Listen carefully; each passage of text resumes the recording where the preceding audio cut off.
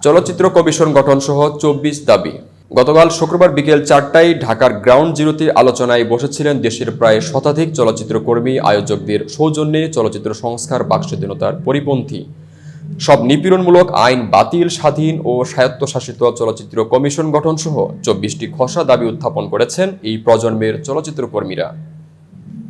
গতকাল শুক্রবার বিকেল ৪:৩০টার দিকে গ্রাউন্ড জিরোতে আলোচনায় বসেছিলেন দেশের প্রায় শতাধিক চলচ্চিত্র কর্মী ও চলচ্চিত্র সংশ্লিষ্ট প্রতিষ্ঠানের প্রতিনিধিরা। এ সময় চলচ্চিত্র সংস্কার রোডম্যাপ ২০২৪ নিয়ে আলোচনা করেছেন তারা। আলোচনার পর সংবাদ মাধ্যমে পাঠানো এক বিবৃতিতে তারা জানান, ব্যক্তির ঊর্ধ্বে গিয়ে সমষ্টির স্বার্থই হবে মূল কথা। এই স্লোগানকে ধারণ করে চলচ্চিত্র শিল্পকে আমূল সংস্কার করার লক্ষ্যে কাজ করছেন তারা।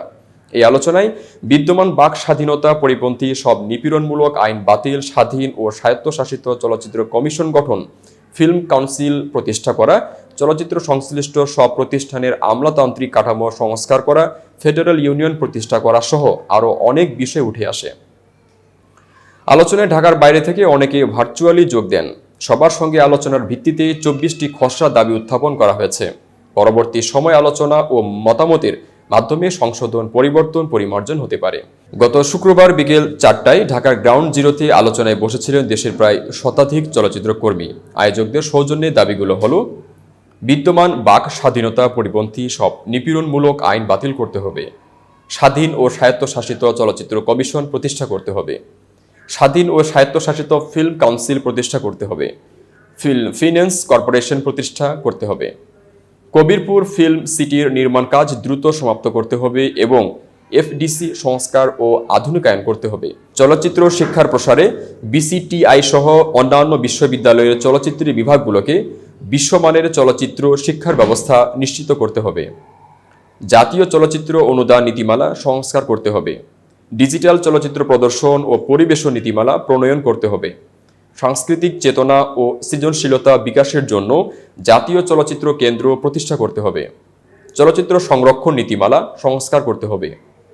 জাতীয় ও আন্তর্জাতিক চলচ্চিত্র উৎসব, চলচ্চিত্র শিক্ষা ও সংস্কৃতি বিনিময়ে বিভিন্ন দেশের সঙ্গে দ্বিপক্ষীয় চুক্তি ও সমঝোতা স্মারক স্বাক্ষর করতে হবে। চলচ্চিত্র নির্মাণ ও প্রদর্শনে সমাজের সব স্তরে মানুষের অংশগ্রহণ করার সুযোগ সৃষ্টির কার্যকর ব্যবস্থা গ্রহণ করতে হবে। টেকসই চলচ্চিত্র উন্নয়ন পরিকল্পনা ও চলচ্চিত্র নির্মাণে পরিবেশ বান্ধব পরিবেশ বজায় রাখার নীতিমালা প্রণয়ন করতে হবে।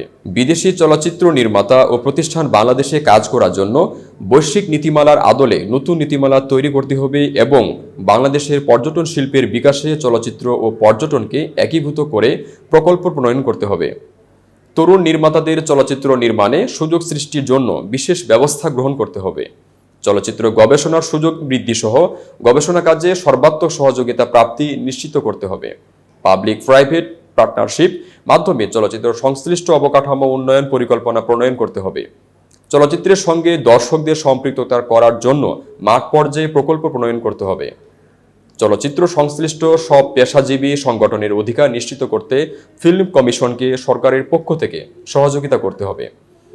বাংলাদেশ চলচ্চিত্র সার্টিফিকেশন আইন ২০২৩ সংস্কার করতে হবে এবং গ্রেডিং পদ্ধতি চালু করতে হবে।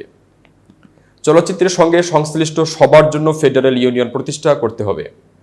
চলচ্চিত্র সংশ্লিষ্ট সব প্রতিষ্ঠানের আমলাতান্ত্রিক কাঠামো সংস্কার করতে হবে। ধর্মীয় অনুভূতি, রাষ্ট্রীয় নিরাপত্তা ও ভাবমূর্তি এবং বাক স্বাধীনতা রক্ষার বিষয়গুলো বিবেচনা করে বিভিন্ন ধর্মের স্কলার, আইনজ্ঞ ও বুদ্ধিবৃত্তিক কাজে নিয়োজিত ব্যক্তিদের সমন্বয়ে একটি মনিটরিং সেল গঠন ও পরিষ্কারভাবে বিষয়গুলো সংজ্ঞায়িত করতে হবে। কোনো চলচ্চিত্র সমাজে বিতর্ক সৃষ্টি করার কারণে যদি সংশ্লিষ্ট নির্মাতা এবং কলাকুশলের নিরাপত্তাহীনতার আশঙ্কা তৈরি হয়, তাহলে তাদের যথাযথ নিরাপত্তা প্রদান করতে হবে। এতক্ষণ বার্তা বৈঠকের সাথে থাকার জন্য ধন্যবাদ। নতুন নতুন তথ্য ও সংবাদ পেতে বার্তা বৈঠকের ইউটিউব চ্যানেল ও ফেসবুক পেজের সাথেই থাকুন।